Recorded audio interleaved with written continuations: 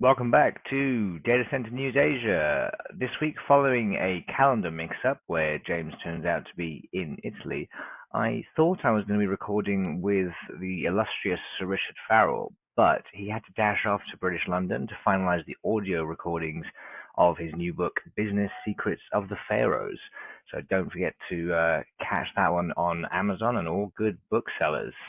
I've got a few news stories for you this week. Some updates from GDS on their Singapore Plus strategy. There's a new market player in India, and there's some new data center launching from Huawei in Riyadh, Saudi, and there's also some updates from Microsoft on their Sydney outage. So I think we'll start at the top with GDS. So GDS, as we probably all aware, founded in 2006, they operate a dozen data centers across Shanghai, Beijing, Shenzhen, Guangzhou, Chengdu, and Hong Kong. They recently launched their new data center in Johor, and as part of their international strategy, they have been targeting what the Singapore government calls Singapore Plus, which is Singapore, Batam, Johor, kind of overflow zones. GDS were one of the recent winners in the CFA for the space in Singapore. They won a portion of the 80 megawatts that was awarded.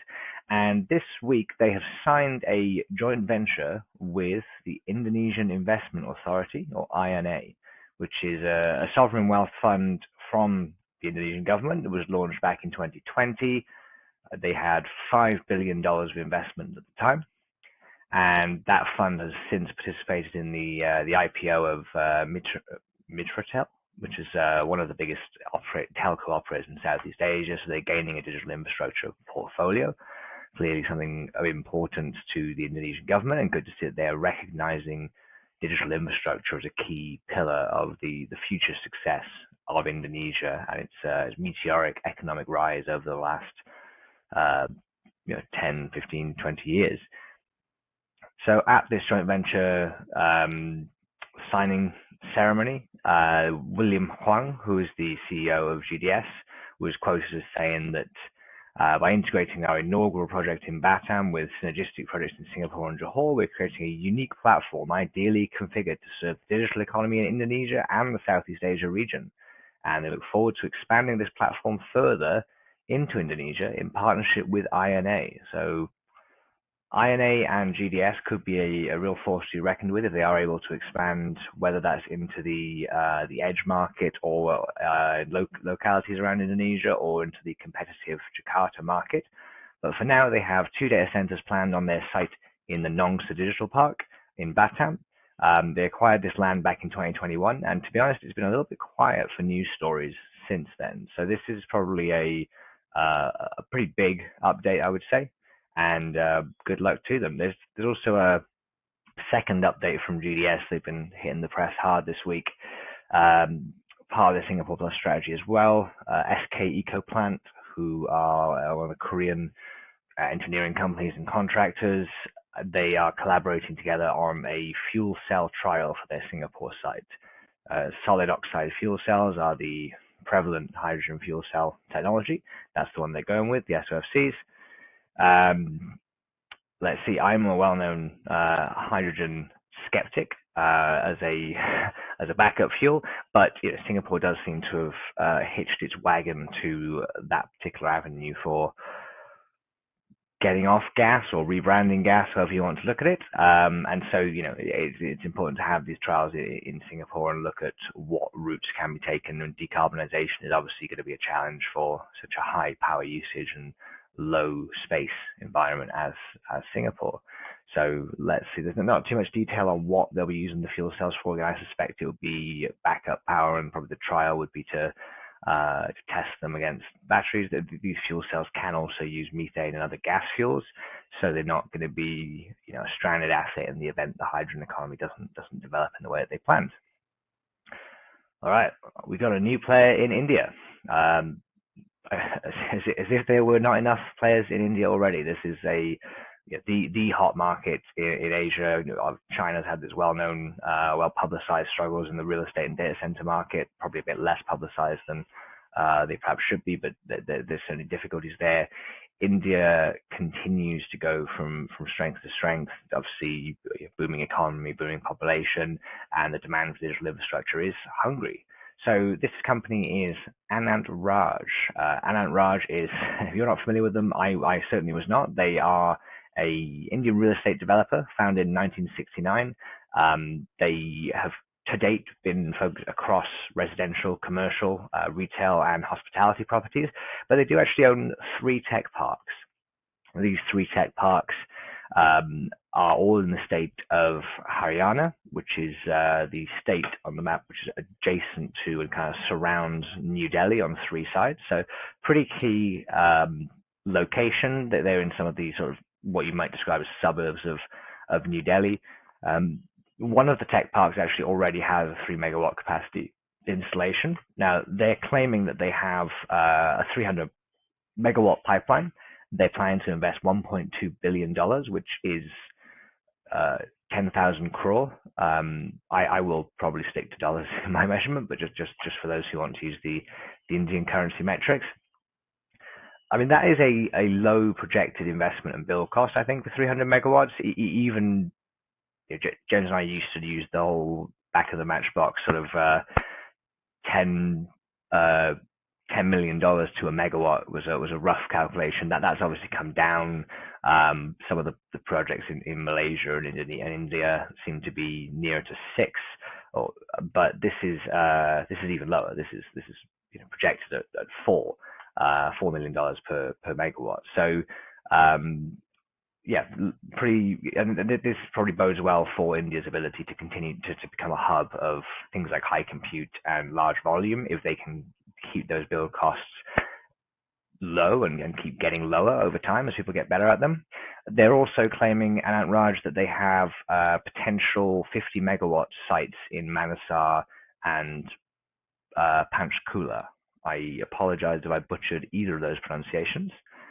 No word yet on whether they're using an operating partner. They have formed a subsidiary called Anant Raj Cloud Private Limited.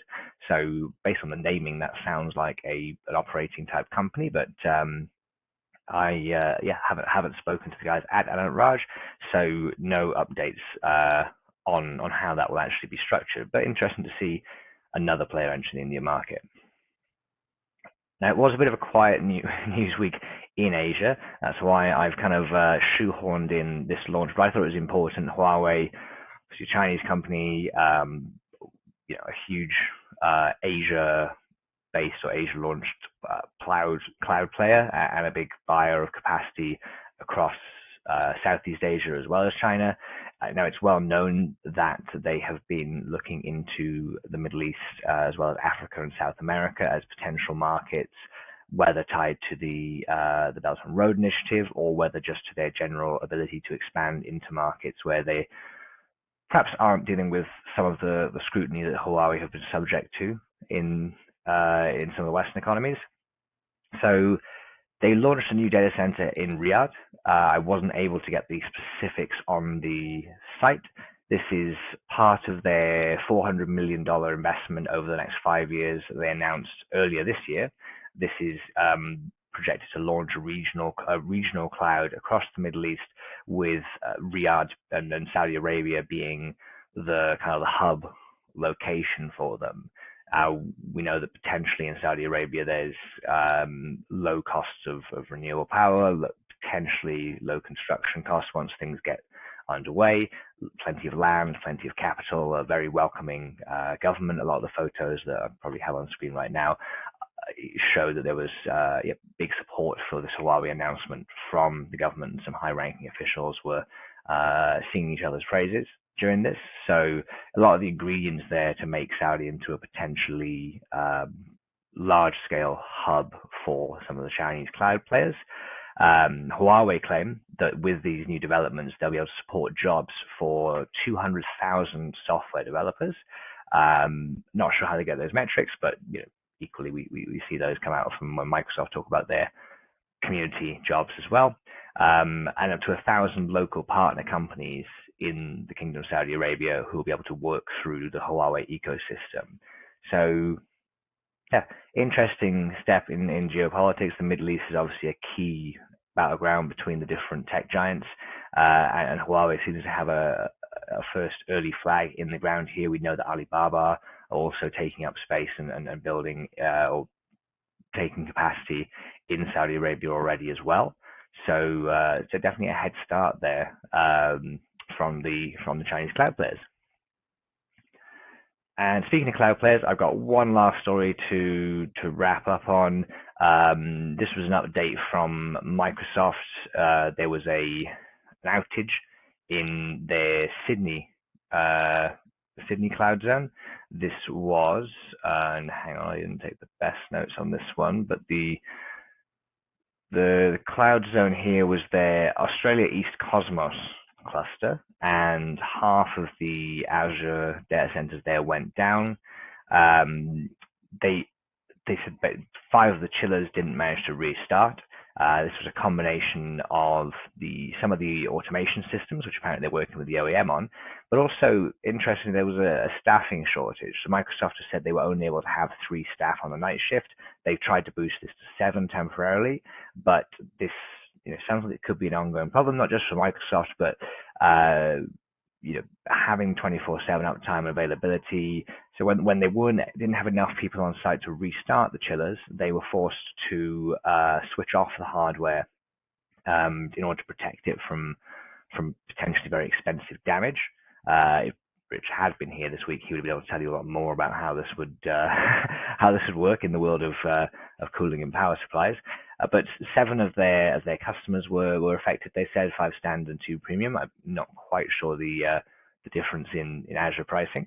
Um, but yeah, so interesting to see that update from Microsoft, and interesting to see that the talent shortage was the bottleneck there, and presumably as the vast amount of capacity continues to grow at a much faster rate than we seem to be able to educate people and transition them into the industry, that this could be an ongoing challenge for many operators and cloud providers. I mean, particularly this is in Sydney. If we look at some of the more challenging locations, once these have large cloud zones in, let's see how people are able to overcome this. And we'll actually be at Data Center World next month, hosting a panel talking about some of these challenges in terms of bringing in talent from different areas, and how to actually skill up the industry. It's a major bugbear for everyone, I think.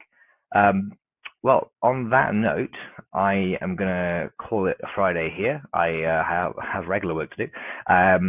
But then I am also going to be on vacation over the next couple of weeks. I have to go back to the UK I have to, it's a friend's wedding. And then I'm spending some time in Europe with my partner, Charlotte. So, yeah, I think Jimmy will be back with the news next week. And depending on time zones, I may join him, but more likely, I would say we'll have either a guest presenter or a lonely James to keep you all company.